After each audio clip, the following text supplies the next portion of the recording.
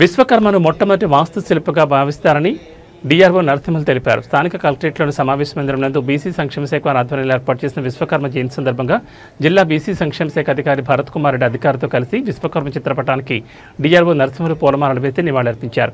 ఈ సందర్భంగా మాట్లాడుతూ సృష్టికి ముందే విశ్వకర్మ జన్మించారని, సమాజానికి అవసరమైన వివిధ వృత్తులను సృష్టించారని, మొట్టమొదటి వాస్తుశిల్పిగా వారిని భావిస్తారని తెలిపారు. మన రాష్ట్రం కంటే ఉత్తరాంధ్ర రాష్ట్రంలో విశ్వకర్మకు ప్రాముఖ్యత కలిగి ఉన్నారని తెలిపారు. ప్రభుత్వ ఆదేశాల మేరకు విశ్వకర్మ జయంతిని రాష్ట్ర పండుగగా జరుపుకోవడం జరుగుతుందని తెలిపారు. విశ్వకర్మ జయంతిని ప్రతి ఒక్కరూ పూజించడం వల్ల మంచి జరుగుతుందని తెలిపారు. కుమ్మరి, వడ్రంగి, కంచు, శిల్పి, స్వర్ణకారుడు తదితర వృత్తులను సృష్టించి సమాజానికి అవసరమైన వస్తువులను తయారు చేసుకునేలా ఎనలేని కృషి చేశారని, ప్రతి ఒక్కరూ విశ్వకర్మను ఆదర్శంగా తీసుకుని సన్మార్గంలో నడవాలని తెలిపారు. ఈ కార్యక్రమంలో కలెక్టరేట్ ఏవో సిబ్బంది, బీసీ సంక్షేమ శాఖ అధికారులు తదితరులు పాల్గొన్నారు.